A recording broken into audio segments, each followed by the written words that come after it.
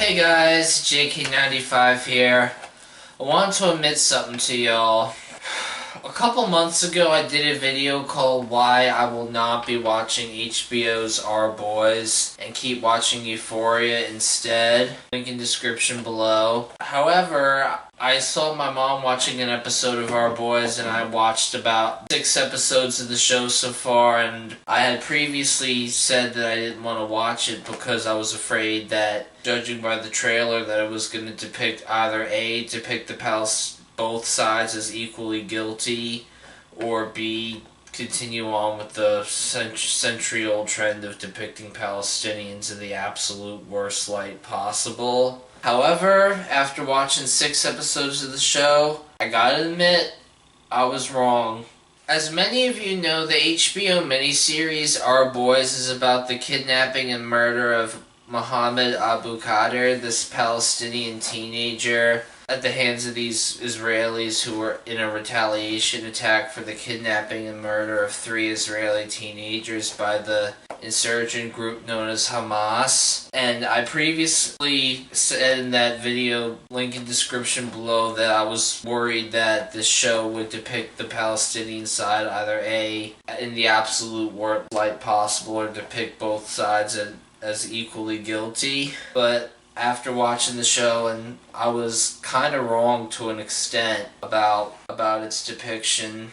Judging by the 6 episodes I've seen so far out of the 9 episodes that are already up on the HBO network on-demand page and the 10th series finale episode, I will say that my thoughts on the show are kind of mixed, and it's a definite step in the right direction.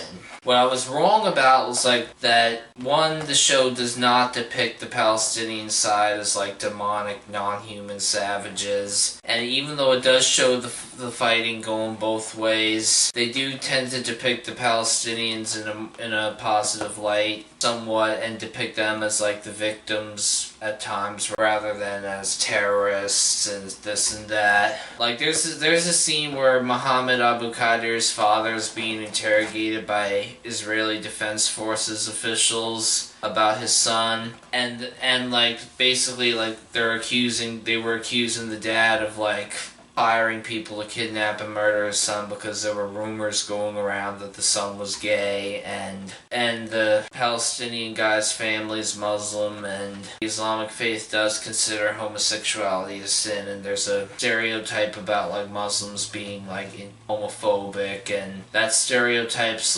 gone up a lot since ISIS became a household name, and they handle gay people by handcuffing them and throwing them off tall buildings, and if you happen to fall off and live, they finish you off with pelting you with rocks. But that's ISIS, not average everyday Muslims and Arabs and Palestinians and whatnot. But back to the show. Well, the show does depict the Palestinian side as the victims at times, and they show the armed resistance against the Israeli occupiers, and they show the fact that the Palestinians don't have much, and the Israelis have an entire military might at their disposal. However, the reason why my views on the show are mixed, and I believe it's a step in the right direction rather than the best possible depiction, is because it depicts the Israeli Defense Forces as a force for good, which I do not necessarily believe, even though the show does depict both good and bad people in the IDF and on the Israeli side and on the Palestinian side as well. I personally do not see the Israeli Defense Forces as a force for good, because almost immediately after Israel was founded, they did this forced exodus / death march called the Nakba, in which millions of Palestinians, including my recently deceased friend, were forced off their land, and many of whom died along the way. It was the Palestinian version of the Trail of Tears. And then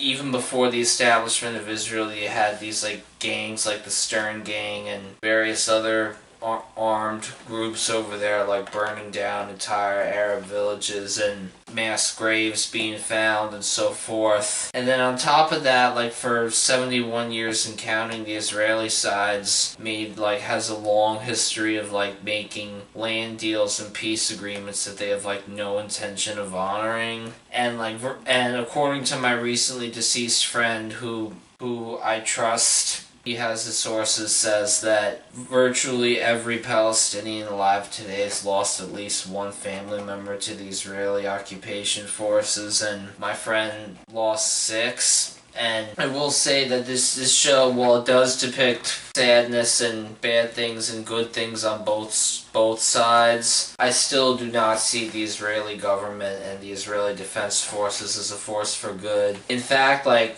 a lot of the quote-unquote Palestinian terrorist groups like Hamas, Palestinian Jihad, the People's Resistance Committees, Hezbollah, they much like a lot of non-white gangs all over the world started out as like armed resistance against an occupier or a perceived occupier, and they started out in response to what the occupiers / perceived occupiers were doing. That's kind of how like the Bloods and Crips got started in America too. And even though the show does depict this to an extent, like Palestine has like no army, no navy, no Air Force, no Coast Guard, while Israel has not only all the above, and like tanks, artillery, like all this stuff they get from us in their $10 million a day in military aid. Israel has as many as 400 nukes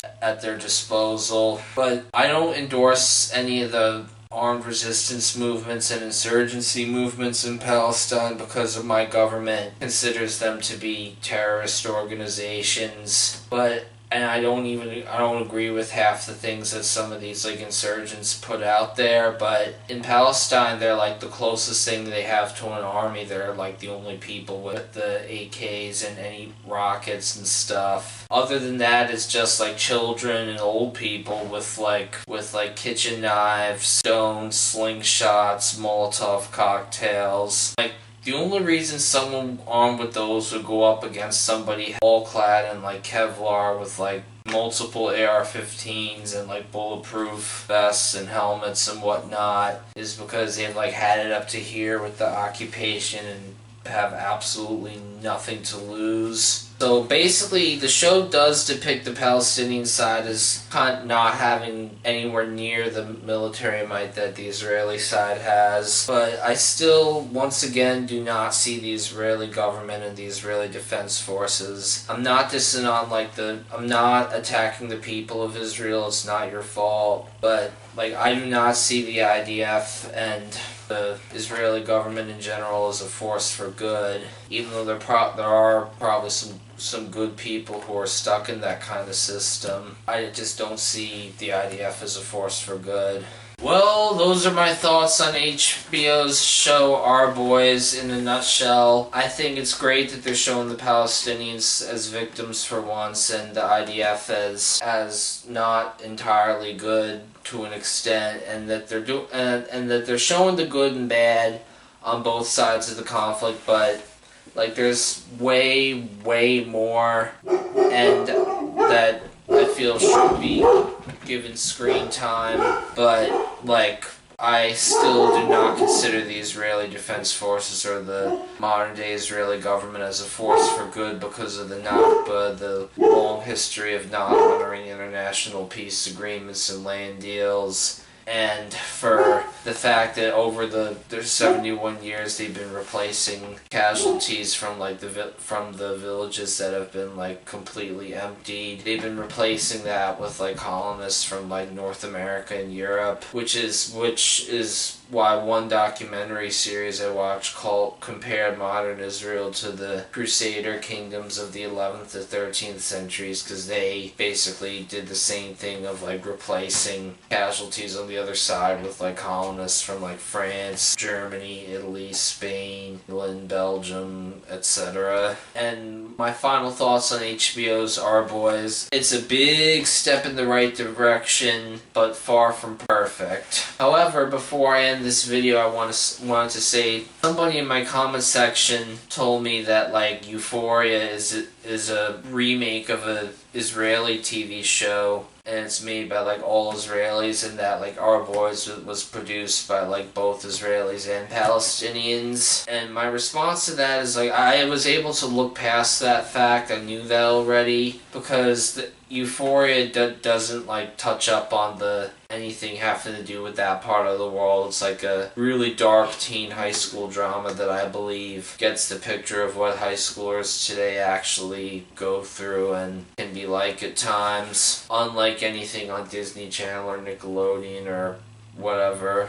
That's why I like the show so much, and because of its X-rated content. And I was able to look past the fact that it was made by Israeli producers and was a remake of an Israeli show. So that's what I have to say to that person in the comments section. A few of you in the comments section on that video were quick to criticize me for being an armchair warrior and wearing an undershirt. Like, to the people who said that, I am wearing a shirt in this video, I'm wearing jeans, I'm wearing my bandana, and I just don't like your criticism. That is my take on Our Boys, and my admission that I was wrong about the show, what it was going to be like, what I feel like versus what it's actually like. It was a clear misjudgment on my part, because time and time again I've seen like all these movies and TV shows depicting Arabs, Muslims, and Islam, especially Palestinians, in the absolute worst light possible.